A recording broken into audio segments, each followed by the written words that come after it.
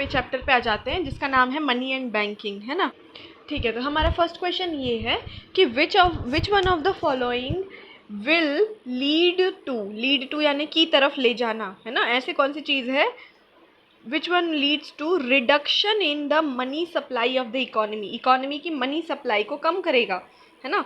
तो हम देख लेते हैं। ठीक है, सबसे पहले तो हमने बोला था कि यार CRR SRR ये सारी चीज़ें अगर कम होंगी, ठीक है। अब यहाँ से हमें ये पता चला कि यार वो जो CRR SRR और हमने बहुत सारी चीज़ें देखी थी, ठीक है, जिससे क्या करता है कि मनी सप्लाई को हमें कंट्रोल करना था। ठीक है, तो हम इसमें क्या बोल रहे थे, देखो CRR और ये वाली जो SLR वाली चीज़ें हैं, अगर हमने CRR को कम कर दिया यानी कम पैसा हम अपने पास रख रहे हैं, ठीक है, यानी कम पैसा, कैश रिजर्व रेशियो कम है, यानी लोगों के पास ज़्यादा पैसा जा रहा है, तो लोगों के पास ज़्यादा पैसा जा रहा है यानी मनी सप्लाई ज़्यादा है, तो ये चीज़ नहीं हो सकती। अगर बैंक रेट कम है, बैंक रेट मान लेते हैं कम है, तो बैंक रेट कम है तो लोगों को ज़्यादा लोन मिलेगा तो फिर भाई उनके पास और ज़्यादा फिर भी पैसा आएगा, तो यहाँ पर भी मनी सप्लाई ज़्यादा है, तो ये भी चीज़ें मनी सप्लाई को कैंसिल करेंगे।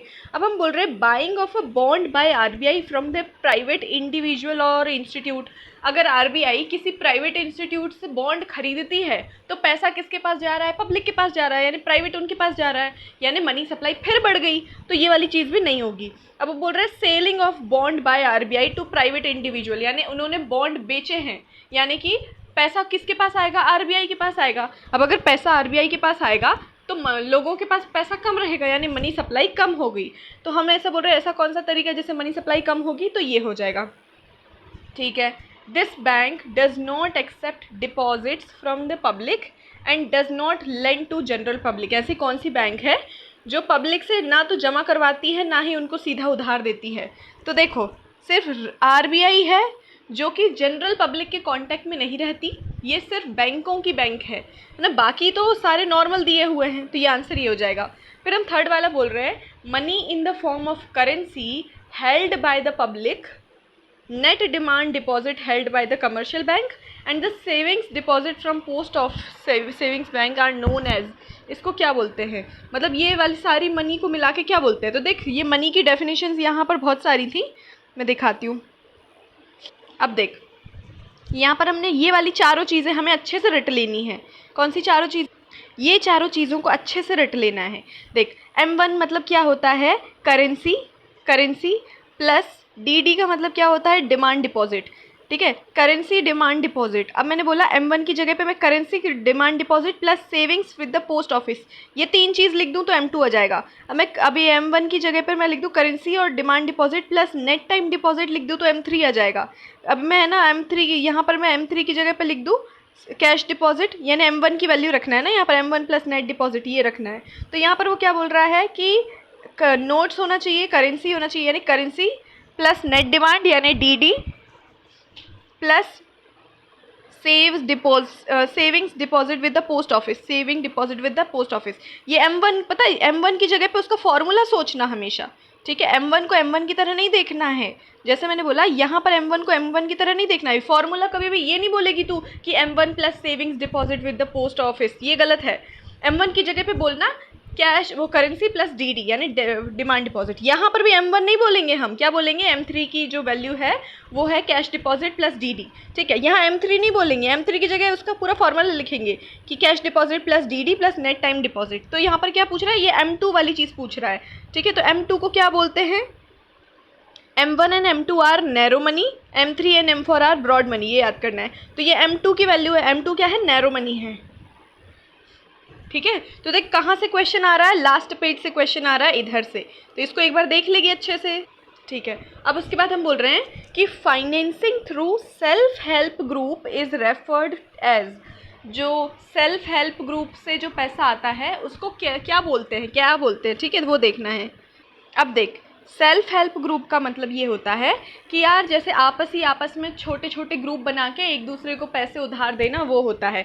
तो अब है ना, हमें मान लेते हैं हमने बुक में नहीं पढ़ा, तो हम बोलेंगे कि self help group is referred as primary lending, यानी प्राइमरी का मतलब होता है मेन क्या उधार सेल्फ हेल्प ग्रुप से लेते हैं, नहीं, फिर ये वाला माइक्रो क्रेडिट फाइनेंसिंग, या भी हम देखते हैं। एग्रीकल्चरल फाइनेंसिंग, यहाँ पर सेल्फ हेल्प ग्रुप है, ये एग्रीकल्चर से रिलेटेड नहीं है।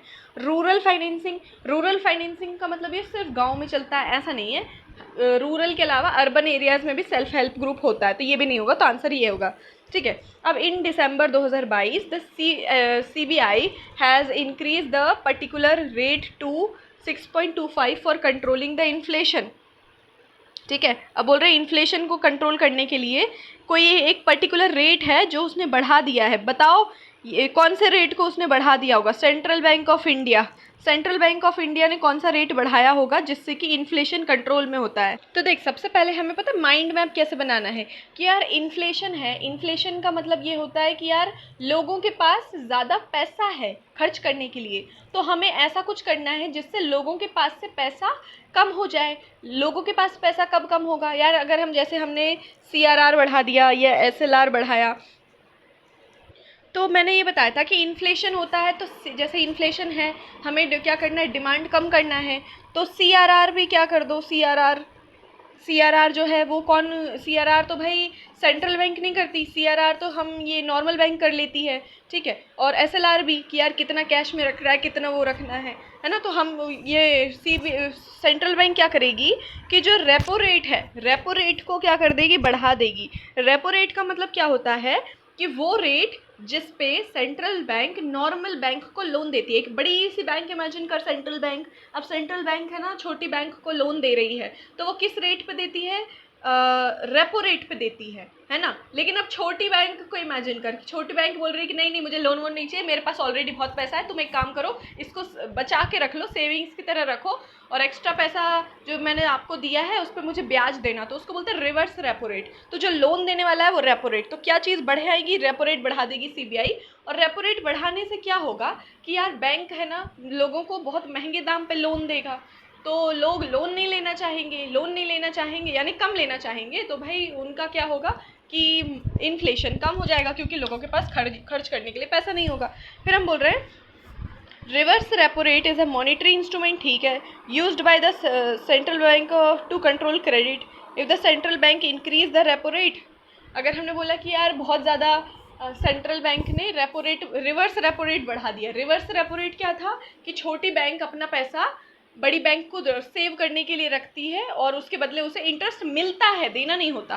तो अगर मैंने रेपो रेट बहुत ज़्यादा बढ़ा दिया, बड़ी बैंक हूँ मैंने रेपो रेट बहुत ज़्यादा बढ़ा दिया, तो छोटी बैंक क्या चाहेंगी कि ज़्यादा से ज़्यादा हम अपना पैसा बड़ी बैंक को दे देते हैं, जिससे कि क्या होगा, हमें इंटरेस्ट मिलेगा। ठीक है, तो ये बोल रहे हैं पहली, more deposit with the central bank, central bank में ज़्यादा पैसा डिपॉजिट होगा और मनी सप्लाई कम हो जाएगी, ये सही बोल रहा है। अब बोल रहे less deposit with the central bank, नहीं, more deposit with the central bank और इंक्रीज मनी सप्लाई। ये अगर सेंट्रल बैंक के पास ज़्यादा पैसा आएगा तो मनी सप्लाई कैसे बढ़ेगी? मनी सप्लाई का मतलब ये है ना कि लोगों के पास पैसा आना, तो अगर सेंट्रल बैंक में पैसा रख देंगे तो मनी सप्लाई नहीं बढ़ेगी, तो ये गलत है, ये भी गलत है क्योंकि यहाँ लेस डिपॉजिट बोल रहे हैं, तो ये वाला आंसर हो जाएगा। ठीक है, फिर उसके बाद बोल रहे हैं the currency held by the public is इतना, पब्लिक के पास इतना पैसा है, डिमांड डिपॉजिट इतना है, ठीक है, और टर्म डिपॉजिट है इतना। बोल रहे हैं मनी सप्लाई निकालो और M1 निकालना है। M1 की वैल्यू कैसे आती है? देखो M1 भले ही वो, मैंने तुझे पहले भी बताया था कि भले ही क्वेश्चन में 3-4 वैल्यू दी है, लेकिन ऐसा ज़रूरी नहीं है कि हमें सारी वैल्यूज़ को यूज़ करना ही है, ये एक जाल होता है। वो बच्चा सोचता है कि यार 2 चीज़ वो फॉर्मूले में है, बाकी ये तीसरे का क्या करूँ, कुछ तो होगा ही, तो वो भी उसको कहीं ना कहीं घुसाने की कोशिश करता है, पर हमें नहीं करना। M1 पूछा है, M1 का फॉर्मूला है कैश करेंसी प्लस क्या है, डिमांड डिपॉजिट। तो जो करेंसी है वो कितनी है, करेंसी है 50 करोड़ प्लस डिमांड डिपॉजिट है 60 करोड़, तो कितने करोड़ हो गए, 110 करोड़। ठीक है, 110 करोड़ ये आंसर हो गया। अब बोल रहे हैं इन अ मॉडर्न इकॉनमी, बहुत ही एक मॉडर्न इकॉनमी में मनी का मतलब क्या होता है, मनी का मतलब, ठीक है, मनी का मतलब क्या होता है। अब देख यहाँ पर ये बोल रहे हैं कि सारी चीज़ें तो मनी के बराबर ही है, लेकिन हम बोल रहे हैं मॉडर्न इकॉनमी में तो कैश और बैंक डिपॉजिट ये मनी होती है, हाँ होती है। हमने बोला करेंसी या फिर कैश जो भी है, और फॉरेन एक्सचेंज रिजर्व, ये फॉरेन एक्सचेंज रिजर्व हमारी करेंसी में मतलब मनी में कहाँ से आ गया, तो इसको अभी छोड़ो। ठीक है, और फिर उसके बाद बोल रहे हैं नोट्स और कॉइन्स, सिर्फ नोट और कॉइन को ही पैसा बोलेंगे, फिर जो बैंक में पड़ा उसको नहीं बोलेंगे क्या, तो ये भी गलत है। फिर हमने बोला कैश और कैश का इक्विवेलेंट, कैश मतलब नॉर्मल कैश, और कैश के बदले कुछ कुछ चीज़ें भी दे सकते हैं, वो सारी चीज़ें। तो यार सबसे बेस्ट ऑप्शन ये है, तो ये ना ये वाला हो जाएगा। अब हम बोल रहे हैं RBI can influence money supply. Money supply को कैसे इन्फ्लुएंस यानी चेंज कर सकती है। इन्फ्लुएंस 5 बार बोलना कि change, by changing the rate at which it gives loan to commercial bank. जो आरबीआई कमर्शियल बैंक को लोन देती है तो इस रेट को क्या बोलते हैं, रेपो रेट बोलते हैं कि नहीं बोलते। तो हाँ, हमें क्या पता है, इसको रेपो रेट बोलते हैं, या फिर इसी को हम बैंक रेट भी बोलते हैं। क्या बोलते हैं, बैंक रेट। तो यार अगर जैसे दो ऑप्शन है, रेपो रेट बोलूँ या बैंक रेट बोलूँ, तो बैंक रेट ऑप्शन ज़्यादा सही होगा। ठीक है, यहाँ हम बुक में देख लेते हैं, बुक में क्या लिखा है। देखिए यहाँ पर लिखा हुआ है कि यहाँ पर रेपो रेट में क्या लिखा हुआ है, there is another type of operation in which the central bank buy the security खरीद लेती है, and the agreement of purchase has been specified about the date, this type of agreement is called repo rate. ठीक है, या फिर इसकी main definition ये है, the interest rate at which the money is lend. इस तरीके से जो मनी लैंड होता है, मतलब यार ऐसे पैसे उधार देना जिसमें हमें सिक्योरिटी, जैसे हमने ऐसा बोला था ना कि लोन देना और उसके बदले शेयर खरीद लेना, है ना, या कुछ करना, ऐसी कोई चीज़ें हैं तो उसको बोलते हैं रेपो रेट। लेकिन बैंक रेट है ये, the RBI can influence money supply by changing the rate at which it gives loan to commercial bank, इसको बोलते हैं बैंक रेट।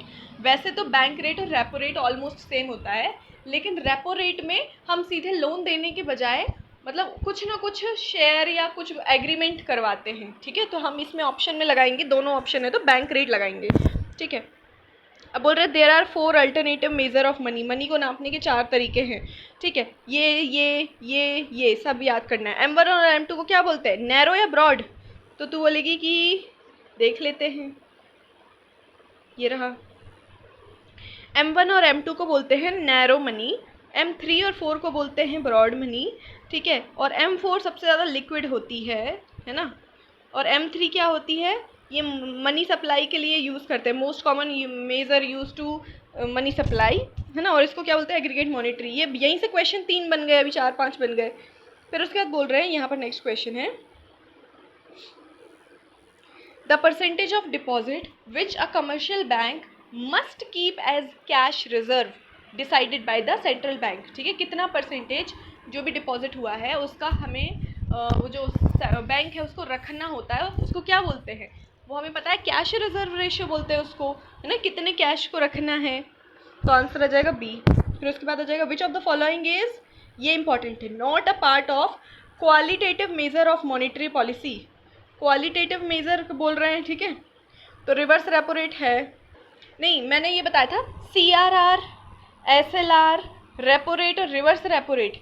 ये जो रिवर्स रेपो रेट, ये जो चीज़ें थी ये कौन सी थी, क्वांटिटेटिव मेज़र था। क्या था, क्वांटिटेटिव मेज़र था। लेकिन ये जो बाकी सारी चीज़ें हैं ये क्वालिटेटिव है। तो उसने पूछा है कौन सा क्वालिटेटिव नहीं है, तो ये क्वालिटेटिव नहीं है। क्यों, क्योंकि ये क्वांटिटेटिव है। अब मैंने तुझे क्वांटिटेटिव तो याद करा दिया गया, जो मैंने तुझे पढ़ाया था वो क्या था, क्वांटिटेटिव मेजर था। क्वांटिटेटिव यानी हम नंबर्स में बता सकते हैं कि 1.3 बढ़ा है या 3.2 घटा है, हम इसको ऐसे चेंज कर सकते हैं। लेकिन क्वालिटेटिव का मतलब है, ये वाली चीज़ का मतलब ये है कि चेंज तो होगा, इन्फ्लेशन डिफ्लेशन, लेकिन हम बिल्कुल एग्जैक्ट मेजर नहीं कर पाएंगे।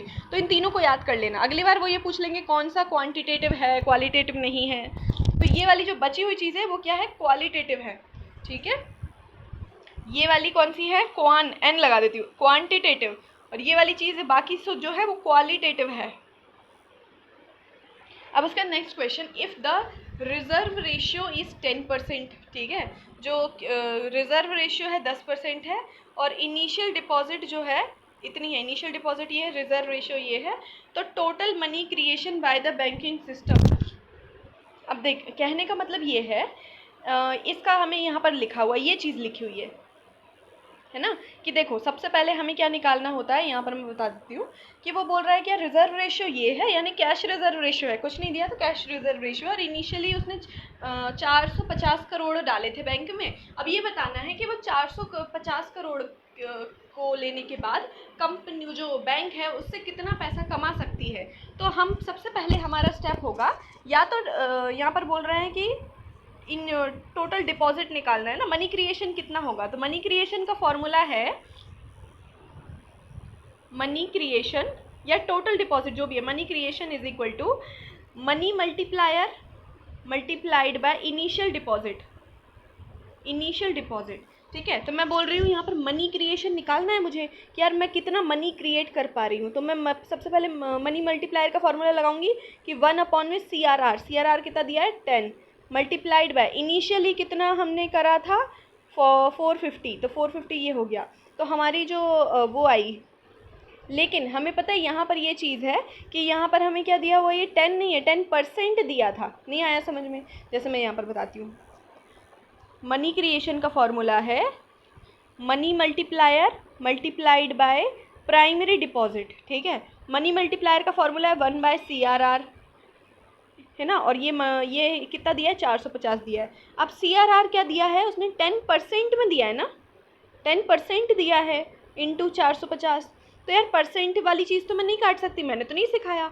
तो वो मैं क्या बोलती हूँ कि ऐसा करना कि जैसे जहाँ परसेंटेज है उसको जैसे अगर नीचे है तो अपॉन के ऊपर ले जाओ, और अगर ऊपर है तो अपॉन के नीचे ले आओ। ठीक है, क्योंकि ये नीचे है तो उसकी जगह पे हम ऊपर क्या कर देंगे, परसेंट का मतलब होता है 100, तो 100 अपॉन में 100, वो सॉरी 10 अपॉन में 450।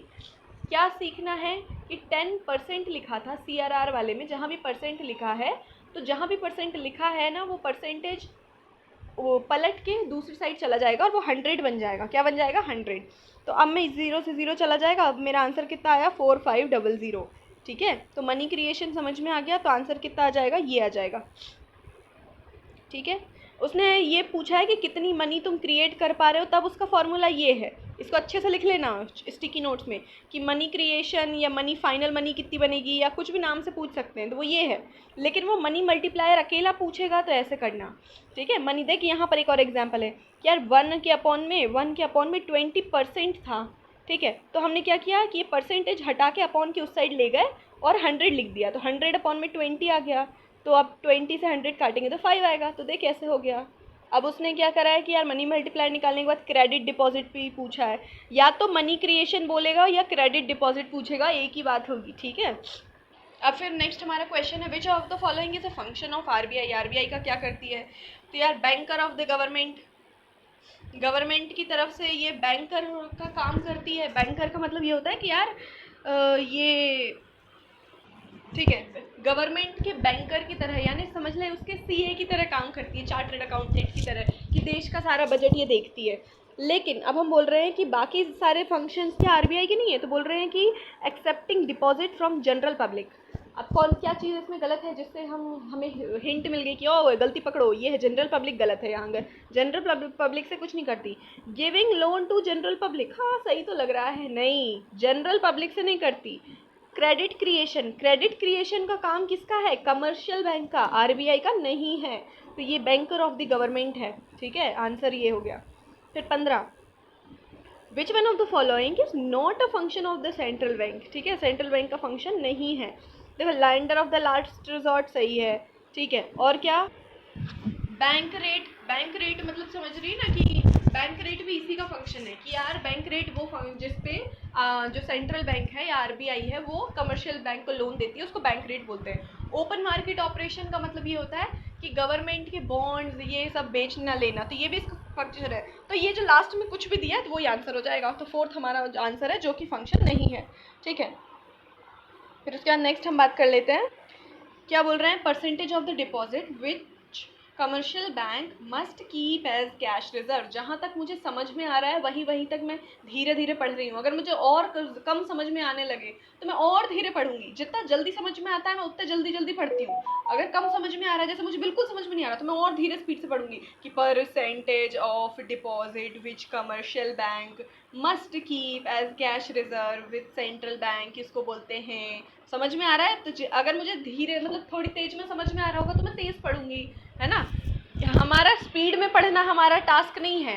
ठीक है, हमारा टास्क है कि क्या करना है कि क्वेश्चन सही जाना चाहिए। अब हमने पढ़ लिया क्वेश्चन नंबर 16 हमने हो गया। अब क्वेश्चन नंबर 17, जब भी पेपर भी सॉल्व करेगी ना तो वहाँ पर क्वेश्चन नंबर देखते जाना। क्वेश्चन नंबर 17, अब जैसे क्वेश्चन नंबर 17 आया हमारा फोकस सिर्फ और सिर्फ रहा कि यार मुझे बस ये क्वेश्चन सॉल्व करना है, बाकी कोई क्वेश्चन मेरे जीवन में एग्जिस्ट नहीं करता।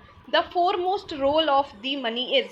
ठीक है, अब ये फोरमोस्ट का मतलब मुझे वहाँ क्वेश्चन में समझ में नहीं आया, लेकिन ये तो समझ में आया ना कि मनी का रोल क्या है। तो store of value, medium of exchange, medium of deferred account payment, ये भी सही है। यूनिट ऑफ अकाउंट यानी अकाउंटिंग की यूनिट, ये चीज़ तो मैंने तुझे, ठीक है, यूनिट ऑफ अकाउंट ये भी सही है। लेकिन वो बोल रहा है कि देखो चारों ऑप्शन सही है, लेकिन वो बोल रहा है अब हम इसमें से बेस्ट ऑप्शन चूज़ करेंगे कि मेन काम क्या है मनी का। तो मनी क्या सिर्फ स्टोरेज के लिए होती नहीं, मेन काम होता है मीडियम ऑफ एक्सचेंज, तो ये मेन काम है उसका। ठीक है, अब क्वेश्चन नंबर 17 हो गया, तो हमारा पूरा फोकस रहेगा कि हम क्वेश्चन नंबर 18 देखते हैं। और हमारे जीवन में बस एक ही क्वेश्चन है अब से, है ना, स्क्रीन पे जैसे ही आएगा ना तेरे पास समझ ले, एक क्वेश्चन एक टाइम पे आएगा, तो सोचना कि बस यही अकेला करना है, बाकी छोड़ो। तो अब हम इसको कैसे पढ़ेंगे, नॉर्मल स्पीड से पढ़ेंगे कि Sunil Kumar went to his bank to deposit इतना रुपए, on acceptance of this deposit by the ICI bank, RBI ask the ICI bank to keep इतना एज रिजर्व। ठीक है, this amount is represented at, जो उसने रख लिया, मुझे समझ में आ गया ना कि इतना जमा किया था, इतना उसने बैंक उससे बोला कि तू इतना रख ले, इसको क्या बोलेंगे कि यार इतना रखने को हम क्या बोलेंगे, कैश रिजर्व रेशियो। अब जैसे ही क्वेश्चन नंबर 18 हुआ, हम क्वेश्चन नंबर 19 को मन में फोकस करेंगे। क्यों मैं क्वेश्चन पढ़ने को ढंग से बोल रही हूँ ये क्वेश्चन नंबर को, क्योंकि ऐसा होता है कभी कभी कि यार मेरी बटन 2 बार दब जाती है और मैं अगले क्वेश्चन पे उचक के चली जाती हूँ, और अगर मैं क्वेश्चन नंबर पढ़ रही होंगी ना कि यार 18 के बाद सीधे 20 आके हाँ 19 कहाँ है, तो मैं पीछे जा पाऊंगी, है ना, ऐसा समझ रही है ना, इसलिए क्वेश्चन नंबर पढ़ना ज़रूरी है। अब मेरे जीवन में कौन सा क्वेश्चन एग्जिस्ट करता है, बस ये, बाकी मुझे कोई मतलब नहीं। Dash are the things a firm own और what a firm can claim from others, ऐसी कौन सी चीज़ है जो फर्म ने की खरीदी हुई है और वो किसी से क्लेम भी कर सकती है। ठीक है, तो इसको क्या बोलते हैं, तो जो ओन करिए, जैसे अब मैं बोल रही हूँ कि हटाओ, चलो नेगेटिव करते हैं कि यार रिजर्व जो उसने खरीद के रखा है और कोई और क्लेम, वो फर्म क्लेम करती है, रिजर्व खरीदते थोड़ी है, डिपॉजिट खरीद के रखा है, ओन करके रखा है, लाइबिलिटीज खरीद के रखी नहीं, एसेट। ठीक है, तो बस ये वाला आंसर हमारा हो गया। अब हम क्या करेंगे कि हमारा नेक्स्ट क्वेश्चन, क्वेश्चन नंबर 20, और हमारे जीवन में बस एक ही क्वेश्चन है, मुझे बस एक ही क्वेश्चन सॉल्व करना है, बस सही करके आऊँगी। A fictional bank has deposit equal to 5,000 crore and reserves equal to 6,000 crore, what is the net worth of this bank. नहीं नेट, अब नेट वर्थ निकालना है, यानी नेट वर्थ कैसे निकालते हैं, ऐसे निकालते हैं ना, एसेट्स माइनस लाइबिलिटी करके निकालते हैं। ठीक है, तो कंपनी के पास कौन सी चीज़, ये एसेट है या ये एसेट है, तो तू बोलेगी कि यार ये जो डिपॉजिट करा है किसी और का पैसा है, वो तो उसके लिए लाइबिलिटी है, लेकिन जो रिजर्व है वो उसके लिए एसेट है। तो एसेट यानी 6,000 में से 6,000 करोड़ माइनस लाइबिलिटी यानी 5, तो एक आ गया, है ना, तो हम 1,000 करोड़ बोलेंगे। लेकिन अगर कोई बच्चा ऐसा करता कि यार जमा करे थे 5,000 और रख लिए 6, तो ये -1 आता, लेकिन ये गलत है, एसेट माइनस लाइबिलिटी होती, तो ये सही होगा। ठीक है, ये वाला क्वेश्चन हो गया हमारा। अब उसके बाद बोल रहे हैं कि क्वेश्चन नंबर 21, अब हमारे जीवन में कौन सा क्वेश्चन है, बस ये क्वेश्चन है, बाकी मुझे कोई मतलब नहीं। Identify correct option, full form of ITC in Indian text context. India ITC जो है वो टैक्स से रिलेटेड कोई शब्द है, ठीक है, उसका फुल फॉर्म बताओ। अब ये किस टाइप का क्वेश्चन है, ये सीधे हमारी मेमोरी वाला क्वेश्चन है कि यार हमें अगर याद होगा तो ठीक है, अदरवाइज तो कुछ नहीं। ठीक है, तो देख अब ये वाले जो क्वेश्चन है इसमें हम नेगेटिव भी नहीं कर सकते, क्योंकि देख ये तो नेगेटिव कर ही सकते हैं, इंडियन टी कंपनी, ऐसा तो कहीं होगा नहीं कि यार इकोनॉमी में टी कंपनी का कुछ ITC शॉर्ट फॉर्म बना हो। ठीक है, फिर हम बोल रहे हैं indirect tax control, income tax control या इनपुट टैक्स क्रेडिट। ठीक है, तो ये वाली चीज़ हम, ये 3 ऑप्शन है, ठीक है, इसमें से भी नहीं बता सकते, तो ये सीधे मेमोरी वाला क्वेश्चन है कि यार याद होगा तो ठीक है, अदरवाइज ये छोड़ने वाला क्वेश्चन था, है ना। फिर उसके बाद जैसे ये क्वेश्चन हुआ तब हमारा दिमाग आया कि 22 नंबर का क्वेश्चन आ गया सामने, बस अब मैं सिर्फ और सिर्फ इस क्वेश्चन के बारे में सोचूंगी, मैं टाइम के बारे में बिल्कुल नहीं सोचूंगी। Calculate the total deposit made by commercial bank when the primary deposit है 20 करोड़, कैश रिजर्व रेशियो है 20। अब बोल रहे टोटल डिपॉजिट निकालो, देख मनी क्रिएशन बोले या टोटल डिपॉजिट बोले, है ना, या क्रेडिट डिपॉजिट बोले, वो एक ही बात है। और इसका फॉर्मूला मैंने तुझे बताया था, क्या फॉर्मूला बताया था टोटल डिपॉजिट का फॉर्मूला, कि 1/में CRR यानी cash reserve money multiplier multiplied by primary deposit, तो 1/में 20% है यहाँ, है ना, याद रखना, मल्टीप्लाइड बाय परसेंटेज है, मल्टीप्लाइड बाय 20 करोड़ है ना। अब देख परसेंटेज यहाँ से हट के ऊपर 100 बन जाएगा। ठीक है, तो इसको हम सॉल्व करेंगे तो कितना आ जाएगा, ये आ जाएगा 100 करोड़, तो आंसर आ जाएगा 100 करोड़। अब जैसे ही हमारा ये वाला क्वेश्चन खत्म हुआ, हम क्वेश्चन नंबर 23 पे आए। बस अब 23 के अलावा हमें कोई क्वेश्चन दिख नहीं रहा है, बस हमारी स्क्रीन पे हमारे मन में यही क्वेश्चन है। A fall in the bank rate अगर कम हुआ तो डैश होगी मनी सप्लाई। तो हम सीधे उचक के नहीं, पहले हमने समझ लिया, हमारे मन में जो नॉर्मल कॉन्सेप्ट है वो बैंक रेट अगर कम होगी तो जो लोन नहीं मिलेगा उसको, कमर्शियल बैंक को लोन नहीं मिलेगा, और कमर्शियल बैंक को खुद लोन नहीं मिलेगा तो वो पब्लिक को कैसे देगी, यानी मनी सप्लाई कम होगी। ओ सॉरी मैंने गलत बता दिया, क्या बता दिया यार। देख, जैसे मैंने बोला कि बैंक रेट पहले 1% था, मान लेते, नहीं मान लेते 10% था, ठीक है। तो जो कमर्शियल बैंक है वो आरबीआई से 10% की उस पर ब्याज पर लोन लेती थी, लेकिन ये रेट कम हो गया यानी कि यार 3% हो गया। तो यार अब आरबीआई से कमर्शियल बैंक ज़्यादा पैसा ले पाएगी कि कम ले पाएगी? तो यार ज़्यादा ले पाएगी। क्यों? क्योंकि कम ब्याज देना पड़ेगा। यस ले लेते हैं, कम ब्याज देना पड़ेगा तो वो पब्लिक को भी भर भर के देगी, तो मनी सप्लाई बढ़ जाएगी, ऐसा, ठीक है। अब जैसे हमने बोला कि ये वाला क्वेश्चन पे आ जाते हैं, 24 नंबर के क्वेश्चन पे। European monetary union was created in, अब ये देख, अब तू खुद ही बता ये टाइप का क्वेश्चन कैसा है, क्या हम इसको कुछ प्रिपेयर कर सकते हैं? नहीं, याद हो तो बस, थ्योरी अगर किसी ने लाइन टू लाइन पढ़ी है तो बस, ठीक। तो ये 1999 है। Nominal interest rate is equal to, ये जो नॉमिनल इंटरेस्ट रेट वाली चीज़ है, ये अगर बुक में तूने कहीं देखी हो तो ठीक है, अदरवाइज ये क्वेश्चन भी छोड़ने वाला था, ठीक है। इसका आंसर है ये, इसको याद कर लेना कि यार नॉमिनल इंटरेस्ट रेट क्या होता है, रियल प्लस इन्फ्लेशन रेट दोनों को ऐड कर दो, ठीक है। अब हम बोल रहे हैं ये चीज़, यहाँ पर हमारा क्वेश्चन है 26, इसके अलावा हमें कुछ याद नहीं है कौन से क्वेश्चन है, इसको बस सही करके जाऊँगी, बस यही मेरा लक्ष्य है। एक क्वेश्चन पकड़ो, एक को सही करो, फिर आगे बढ़ो, फिर एक को सही करो, फिर आगे बढ़ो, फिर एक और क्वेश्चन को बस सही करने की सोचना है ना। और ज़बरदस्ती तुक्का नहीं लगाना। जैसे यहाँ पर मुझे नॉलेज नहीं है, ठीक है, इस वाले क्वेश्चन में बिल्कुल नॉलेज नहीं है, मुझे बिल्कुल याद नहीं है कहाँ से क्वेश्चन है, तो मुझे इसको स्किप करना है, ठीक है। और फिर जब एग्ज़ाम पूरा हो जाएगा उसके बाद मैं सोचूंगी कि शायद अगर मैं थोड़े से भी चांस हो तभी मैं इसको अटेंड करूँगी, अदरवाइज़ नहीं। तो हम बोल रहे हैं ड्यूरिंग फेस्टिव सीजन, त्योहारों का, दिवाली आ गई दिमाग में, द करेंसी डिपॉजिट रेशियो यानी करेंसी को हम बैंक में जमा करें उतना रेशियो। तो बैंक जब त्यौहार आता है तो तू करेंसी को जमा करती है क्या कि निकालती है? करेंसी डिपॉजिट रेशियो का मतलब ये होता है कि कितना पैसा करेंसी पब्लिक के पास है, ऑलरेडी है, यानी जितना जमा कर रहे हैं उससे कितना पब्लिक के पास है। तो ये जो, जैसे मैंने बोला कि मुझे त्योहारों के टाइम पे पैसे की ज़्यादा ज़रूरत है, तो मेरे पास जो पैसा होगा वो मैं ले लूँगी ना, करेंसी अपने पास रखूँगी। तो यानी मेरा करेंसी डिपॉजिट रेशियो को खुद के लिए है, ये करेंसी किसके पास है? खुद के पास है, तो वो बढ़ेगा। अब फिर नेक्स्ट क्वेश्चन नंबर 27। अब हमारे पूरे जीवन में बस एक ही क्वेश्चन मुझे एकदम ध्यान से सही करना है बस।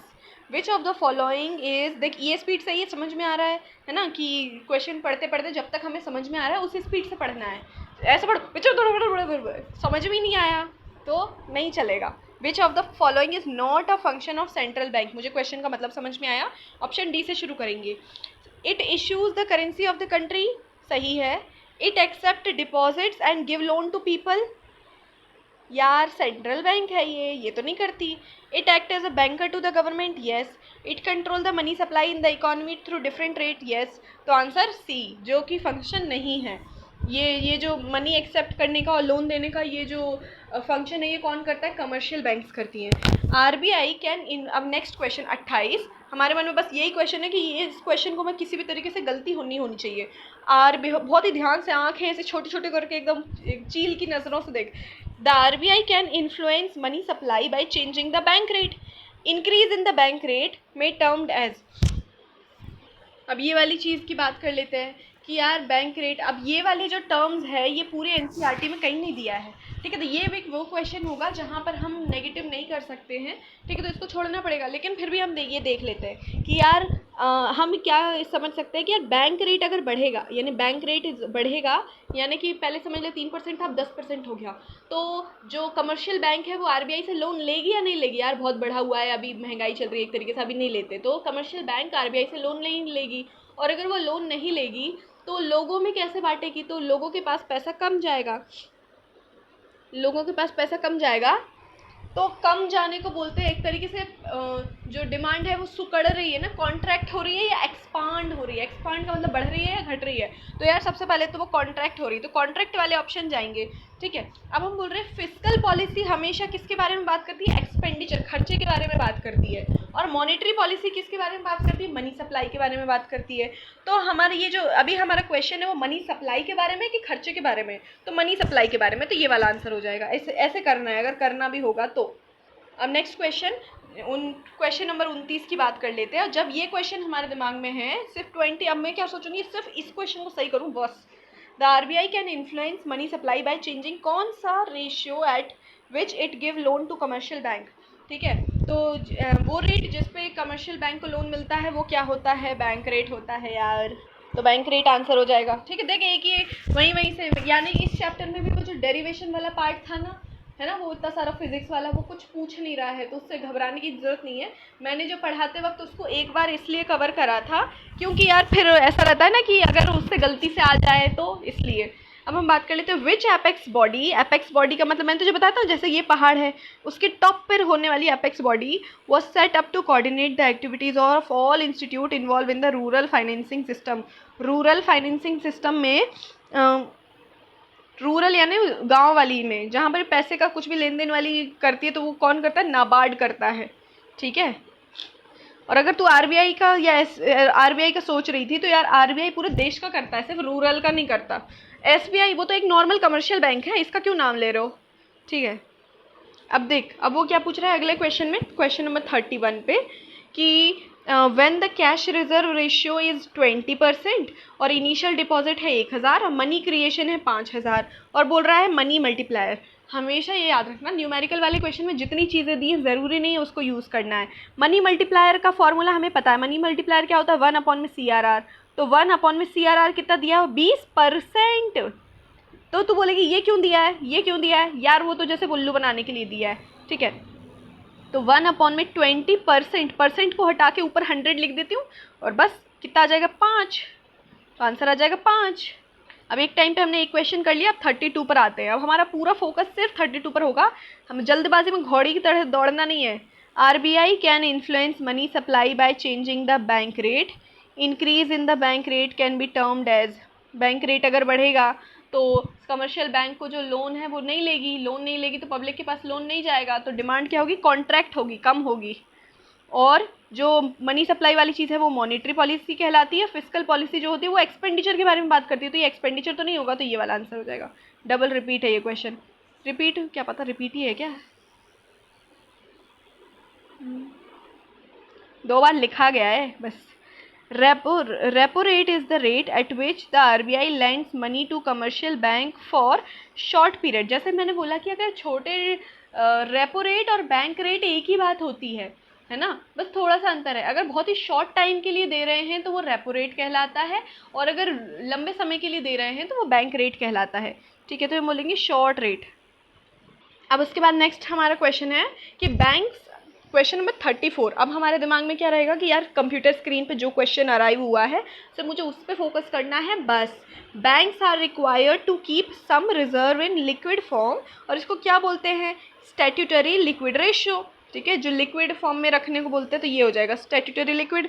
यानी स्टैट्यूटरी लिक्विड का मतलब ये है कि कैश में रखना है ना, मतलब पैसा करेंसी में रखना। और कैश रिजर्व रेशियो का मतलब ये है कि जितना पैसा लाए हैं उसका कुछ पार्ट बैंक के क्या उसमें रखना है ना, कैश हो या नहीं हो वो बात अलग है, लेकिन रखना तो पड़ेगा। The currency issued by the central bank held by the public और कमर्शियल बैंक, इसको क्या बोलते हैं? देख, ये जो हम बोल रहे हैं कि सेंट्रल बैंक ने इशू करी है, पब्लिक के पास है, इसको क्या बोलते हैं? हाई पावर बोलते हैं, नेगेटिव पावर, जीरो पावर या लो पावर। यार ऐसे कोई पावर वाली चीज़ तो सुनी नहीं है, तो हाई पावर ही होगी। ठीक है, तो हाई पावर क्या होती है? हाई पावर मनी का मतलब होता है कि कोई भी करेंसी जो भी, या फिर कोई भी रिजर्व जो सेंट्रल बैंक के पास था, है ना, और अभी उसने पब्लिक को दे दिया है। अब नेक्स्ट क्वेश्चन है कि विच of the following is in. अब ये वाले क्वेश्चन नंबर 36 पे फोकस करेंगे। कंप्यूटर स्क्रीन पे एक क्वेश्चन आया, बस इसको सही करना, बस और कुछ नहीं। विच वन ऑफ द फॉलोइंग, और देख जैसे यहाँ पर मैं पहुँच गई, पीछे वालों को भूल गई। कितने क्वेश्चन सॉल्व करने पेपर में? बस एक। कौन सा? जो सामने है, बस। ठीक है, विच of the following is incorrect, कौन सा गलत है? हाँ मान रही हो, पूरे क्वेश्चन सॉल्व करने हैं, पूरे 50 करने हैं, लेकिन मन को तो नहीं बताना ना कि 50 के 50 करने हैं। मन को एक टाइम पे क्या बोलना, ओए बस ये क्वेश्चन आया है ना स्क्रीन पे, बस इसको सॉल्व कर बस। फिर मन बोलेगा अच्छा ठीक है हो गया, फिर हम अगले क्वेश्चन पाएंगे, बोलेंगे ओए इसको कर बस, सिर्फ बस। तो इससे क्या होगा कि लोड कम पड़ेगा और अपन ज़्यादा अच्छे से सोच पाएंगे। Which among the following is the incorrect statement about the RBI. Fourth वाले ऑप्शन से शुरू करते हैं। Central bank accept deposit from the public. देख गलती पकड़ी, गलत। Central bank is said to be lender of the last resort, कुछ गलती नहीं लग रही है, ठीक है। Central bank control the money supply, इसमें कुछ गलती नहीं लग रही है। Cash RBI is the central bank, ये भी सही है। वैसे गलत पूछा था तो ये वाला गलत हो गया, ख़त्म। अब भूल जा कि कोई क्वेश्चन किया है। हमारे पास क्वेश्चन नंबर 37 आया है, मुझे बस ये क्वेश्चन सॉल्व करना है, कुछ नहीं बाकी। The ratio of the money held by the public in currency to that held as a deposit in the commercial bank. बोल रहे हैं जितनी पब्लिक के पास करेंसी है और उसका रेशियो किसके साथ, कि जितना पब्लिक करेंसी उसके पास है कमर्शियल बैंक के पास है, तो इसको क्या बोलते हैं, इसको बोलते हैं currency deposit ratio. Like currency इसके पास है, डिपॉजिट इसके पास है, दोनों का रेशियो ले लेंगे तो करेंसी डिपॉजिट रेशियो आएगा। अगर इसकी डेफिनेशन पूछते तो वो क्या बोलते हैं कि कुछ पार्ट जो डिपॉजिट करने का, जो बैंक को अपने पास रिजर्व की तरह रखना होता है, उसको बोलते हैं ये, ठीक है। हाई पावर्ड मनी की अगर आंसर होता तो वो क्या बोलता कि जो भी पब्लिक के पास मनी है या करेंसी है, नोट है, उसको क्या बोलते हैं, हाई पावर बोलते हैं। क्यों? क्योंकि आरबीआई ने उसको इशू करा है। अगर एसएलआर का डेफिनेशन पूछते तो बोलते हैं कि हाईली लिक्विड जो कुछ रखना होता है उसको, तो वो एसएलआर होता। तो ये देख, क्योंकि इन तीनों की डेफिनेशन हमें पता है और तीनों की डेफिनेशन ये नहीं है, तो इसीलिए फर्स्ट वाला आ जाएगा। ये ऐसा नेगेटिव करने का तरीका है ना। तो ऐसे सोच लेते हैं यार, सीआरआर की डेफिनेशन तो मैंने 1000 बार पढ़ी है, ये तो नहीं थी। एसएलआर की भी मैंने पढ़ी है, ये भी नहीं थी। हाई पावर मनी का मैंने अभी क्वेश्चन कर लिया, ये भी नहीं है, तो यही वाला होगा। If cash reserve ratio is CRR is 20%, money multiplier निकालो 38। अब बस मैं इसको देखूंगी कि यार मेरे जीवन में बस एक ही क्वेश्चन एग्जिस्ट करता है। कौन सा क्वेश्चन है? बस मुझे एक ही क्वेश्चन सही करके आना पेपर में। वो कौन सा? ये वाला अभी फ़िलहाल, ठीक है, जो क्वेश्चन मेरी आंखों के सामने है। तो मनी मल्टीप्लायर का फॉर्मूला है 1 के अपॉन में 20% तो परसेंट हटा के ऊपर 100 कर देंगे, तो 20 और 100 यानी 5। तो देख बार बार 20 आ रहा है, तो हमेशा ये याद रख कि अगर CRR 20% दिया होगा तो मनी मल्टीप्लायर की वैल्यू 5 आएगी। अगर सेम क्वेश्चन रिपीट हो रहा है सेम वैल्यू के साथ, तो यार कौन ही गधा उसको बार बार सॉल्व करेगा। 3-4 बार तो हो गया कि जब CRR की वैल्यू 20% दी है, मैं बार बार मनी मल्टीप्लायर निकाले जा रही हूँ, बार बार 5 आ रहा है, तो सीधे याद कर लो अभी फ़िलहाल के लिए, है ना। क्योंकि देख तुम्हारे जो CUET में बहुत सारे क्वेश्चन की वैल्यू भी चेंज नहीं करते, वही को वही धर देते हैं। तो वही को वही धर देते हैं, तो हम भी थोड़ा आंसर इनके रट के जाते हैं, हम भी धर देंगे, ठीक है। तो इसका क्वेश्चन क्या था? 5%। अब हमारे जीवन में आया, बस स्क्रीन पर ये क्वेश्चन अपीयर हुआ, मैंने मन से बोला ओए बस इसको अकेला सॉल्व कर, बाकी छोड़ दे।